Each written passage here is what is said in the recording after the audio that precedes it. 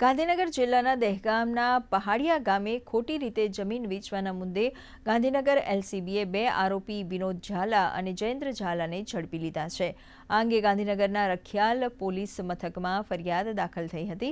દહેગામના જૂના પહાડિયા ગામનો વેચાણ દસ્તાવેજ કરી દેનાર પહાડિયા ગામના કાંતાબેન ભીખાજી ઝાલા, કોકિલાબેન ભીખાજી ઝાલા, વિનોદકુમાર ભીખાજી ઝાલા, પલીબેન જશુજી ઝાલા, જયેન્દ્રકુમાર જશુજી ઝાલા અને એક સગીરા તેમજ જમીન ખરીદનારા રાજકોટના જસદણના અલ્પેશ લાલજી હિરપરા સામે ગુનો દાખલ કરવામાં આવ્યો છે।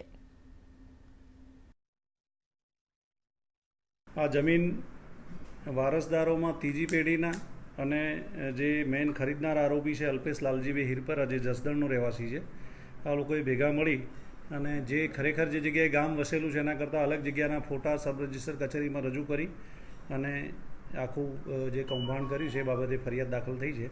આમાં અત્યાર સુધીમાં 2 આરોપી જે વેચનાર છે એ પૈકીના વિનોદ ભીખાજી ઝાલા અને જયેન્દ્રકુમાર જશુજી ઝાલા 2 આરોપીની ધરપકડ કરવામાં આવી છે અને આગળની તપાસ local crime branch inspector Shri કરી રહ્યા છે।